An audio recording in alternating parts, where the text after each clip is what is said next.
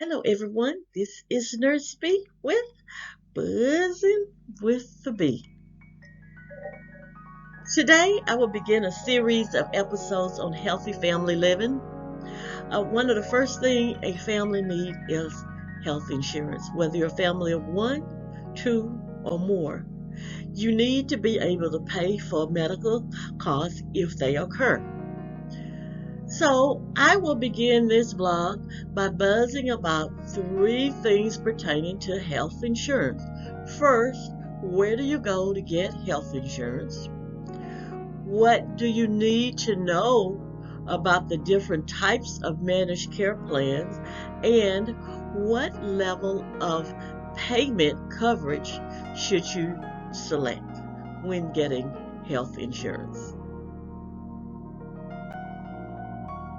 Most people get their health insurance as part of their employee benefits.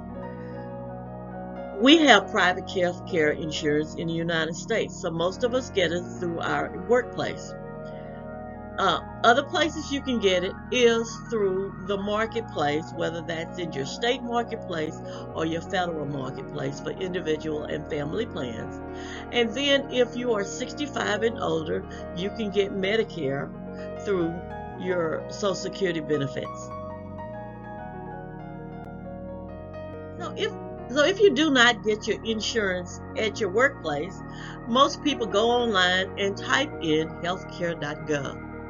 You will be asked to fill out a brief registration form where you will enter your name, your email address, create a user account. As soon as you press that enter button, your telephone will start ringing its head off from people and companies trying to offer you insurance. You need to be ready for them and know what you need. That's why I'm here to talk to you.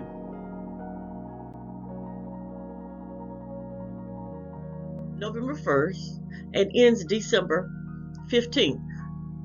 Even for people who already have insurance through healthcare.gov, you still need to review your policy, okay? Because things in your life may have changed since you originally got the policy. You may have had more family members or lost family members, changed your job, or need different services. So you want to review your policy so that you can get an up-to-date policy before December 15th. All of us need to make sure that we look at our policies before December 15th when open enrollment ends. Now, open enrollment does continue for people who make certain criteria. For example, if you lose your job or something like there's loss of your income, you may qualify after that. But if you wait till after December 15th, you will not be able to get one of the types of managed care plans that is available that most people use for insurance. And we are going to talk about that right now. 4 types of managed care plans, and then there is the indemnity plan. The indemnity plans pay a discount on services that is provided by that company. Now, you have to make sure that the services you need are provided under your plan.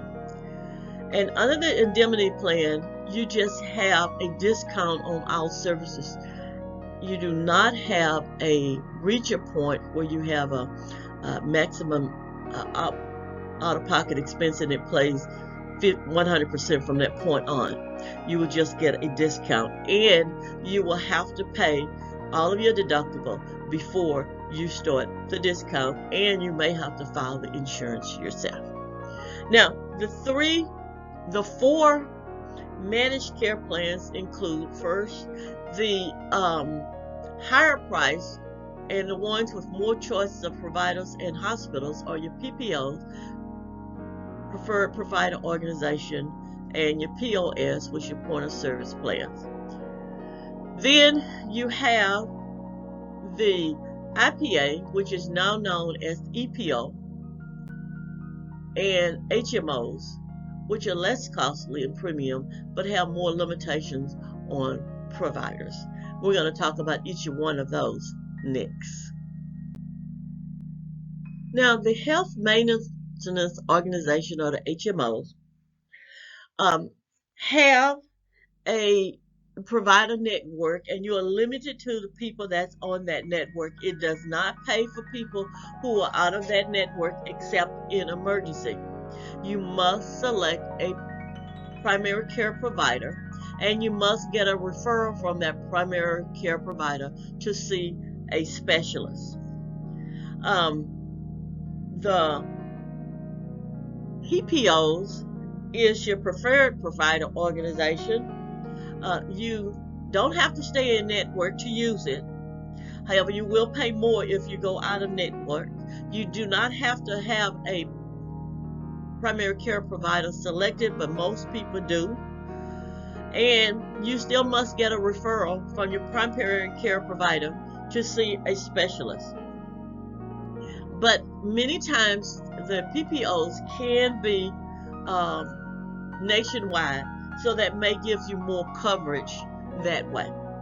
Your POS is your point of service plans. You pay less if you use doctors, hospitals, and other services that belong to the network. You must select a primary care provider, and you must get a referral from your primary care provider to see a specialist within the network. And then the last is your EPO, and your EPO is a group of doctors that are together that form a group, so you must stay in that group. It's a big group, but they're all independent, but they have referrals within the group, okay? So referrals may not be necessary to see a specialist because you will kind of stay in the group. Now, it does not pay for out-of-network expenses, so you will have to stay within the group.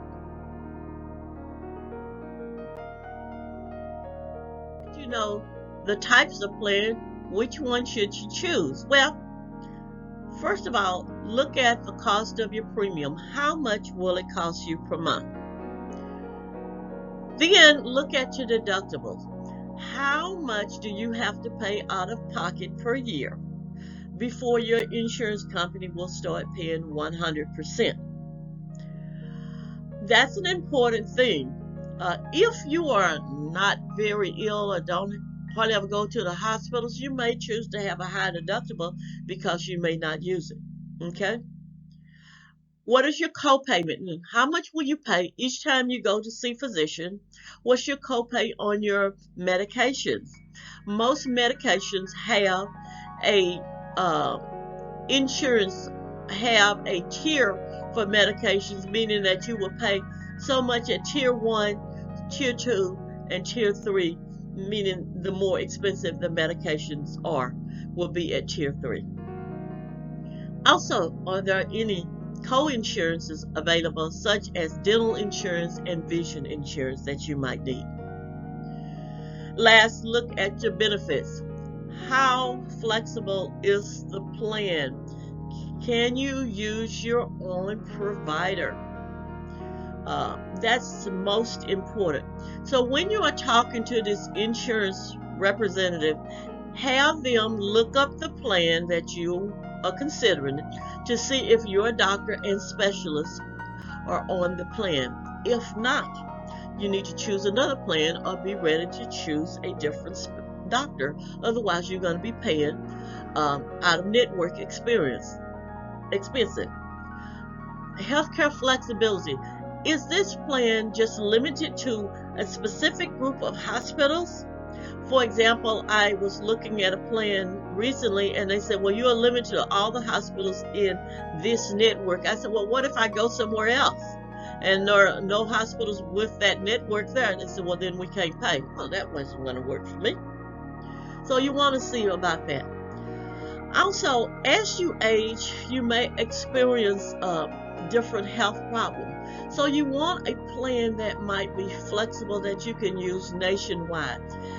For example, when my husband was diagnosed with cancer, I wanted him to go to a major cancer treatment facility like MD Anderson. So the first thing I did was call them, the company, the insurance, to see if MD Anderson was on my plan, and thank God they were.